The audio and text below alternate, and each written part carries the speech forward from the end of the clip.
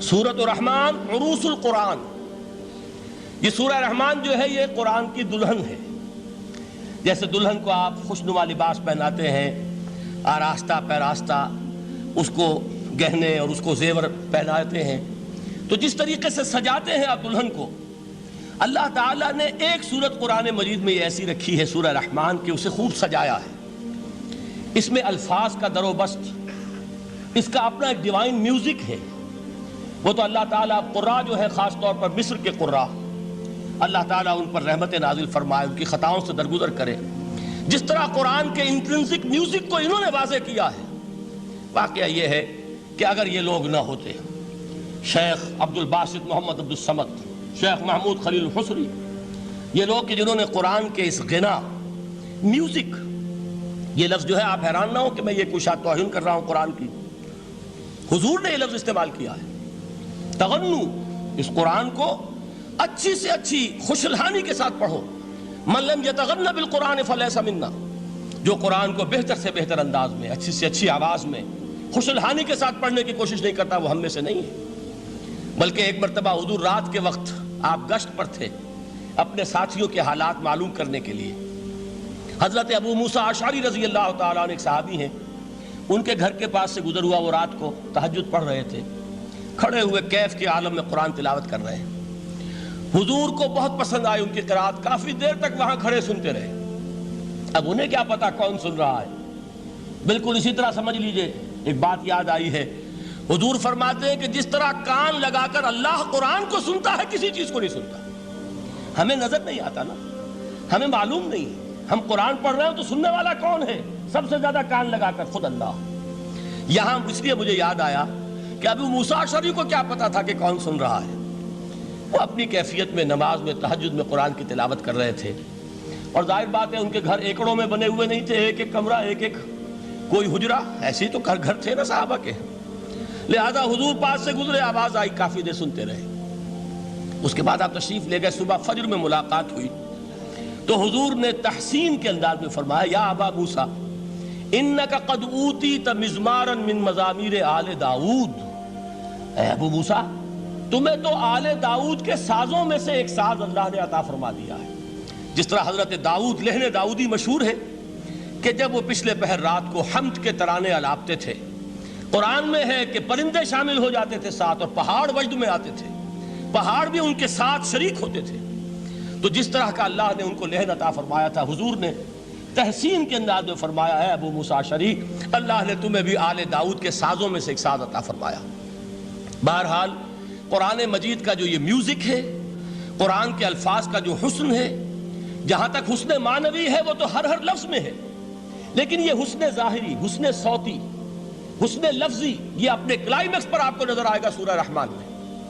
لیکن قرآن میں یہ سورت اس اعتبار سے بھی ممتاز ہے، اس کی 4 آیات پر ذرا توجہ کریں گے، عجیب حقائق سامنے آئیں گے۔ جہاں یہ قرآن مجید کے حسن صوت اور حسن لفظی کی معراج ہے، وہیں اس کی پہلی 4 آیات میں 4 چوٹی کی چیزوں کا ذکر ہے، سب سے اونچی چیزیں۔ پہلی آیت کیا ہے؟ الرحمن، ایک آیت ہو گئی۔ رحمان کیا ہے؟ اللہ کا نام ہے۔ کبھی آپ نے غور کیا اللہ کے ناموں میں سب سے پیارا نام کون سا ہوگا؟ رحمان۔ کیوں؟ اس کا مادہ کیا ہے؟ رحمت۔ ہمیں سب سے بڑھ کر جس چیز کی ضرورت ہے وہ کیا ہے؟ رحمت خداوندی۔ نام اچھی طرح سن لیجئے اس حضور کے قول کو۔ حضور فرماتے کوئی شخص جنت میں مجرد اپنے عمل کی بنیاد پر داخل نہیں ہو سکے گا جب تک کہ رحمت خداوندی دستگیری نہ کرے۔ کسی صحابی نے بڑی ہمت اور جرأت کا ثبوت دیا کہ پوچھ لیا، کیا حضور آپ بھی؟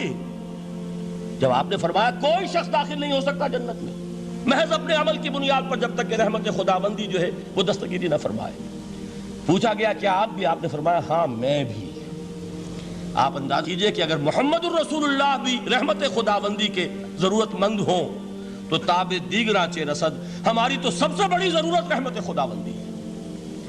اب یہ رحمت جو ہے قرآن مجید میں اللہ تعالیٰ کی یہ شان 2 الفاظ کے ذریعے سے آتی ہے، رحیم اور رحمان، اور کوئی مادہ نہیں ہے جس سے 2 نام بنتے ہوں اللہ کے، لیکن یہ مادہ ہے واحد رحمت کا کہ جس سے رحمان بھی ہے رحیم بھی ہے۔ رحیم صفت مشبہ ہے، رحمت دائم ہو جائے گی، مستقل ہوگی تو رحیم کہیں گے۔ اور رحمان، اس میں رحمت کی وہ شان ہے کہ جیسے ٹھاٹھے مارتا ہوا سمندر ہو، ہیجان کی کیفیت، طوفانی کیفیت، رحمت خداوندی کا طوفانی جوش، وہ ہے رحمان۔ آپ تو رہتے اس علاقے میں ہیں، آپ کو معلوم ہے عرب اگر بھوکا مرا جا رہا ہو تو کیا کہے گا؟ انا جوعان۔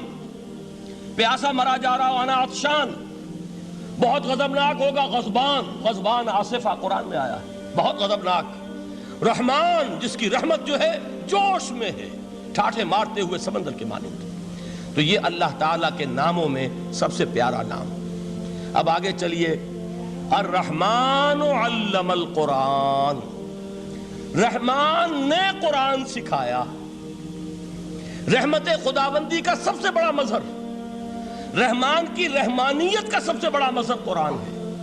ان میں جو منطقی ربط ہے اس کو سمجھتے جائیے۔ اچھا آپ یہ سوچئے، جو علم بھی انسان کو حاصل ہوا وہ کس نے دیا؟ اللہ نے۔ سائنس کا علم کس نے دیا؟ اللہ نے۔ علم آدم الاسماء کلہا، وہ علم الاسماء جو حضرت آدم کو دے دیا گیا تھا ازل میں، یہ اسی کا ظہور ہے، یہ اسی کی ایکسفولیشن ہے جو ہو رہی ہے اور ہوتی رہے گی ابھی۔ اور دوسرے علم ہے وہ کس نے دی؟ اللہ نے دی۔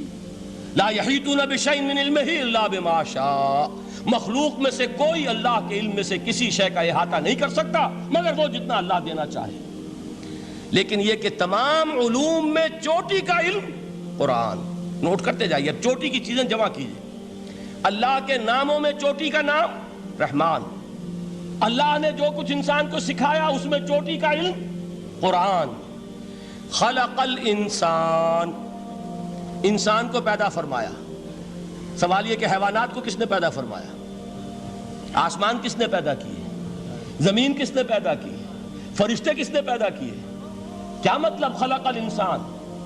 اس کی تمام مخلوقات میں اس کا کلائمیکس، اس کی تخلیق کی معراج، اس کے تخلیق کا نقطہ عروج انسان ہے۔ یہ ہے کہ جو مسجود ملائک بنا ہے۔ وَلَقَدْ كَرَّمْنَا بَنِي آدَمَ وَحَمَلْنَاهُمْ فِي الْبَرِّ وَالْبَحْرِ وَرَزَقْنَاهُمْ مِنَ الطَّيِّبَاتِ وَفَضَّلْنَاهُمْ عَلَى كَثِيرٍ مِّمَّنْ خَلَقْنَا تَفْضِيلًا۔ تو تخلیق میں سب سے اونچی تخلیق انسان کی، علموں میں سب سے اونچا علم قرآن کا، اللہ کے ناموں میں سب سے اونچا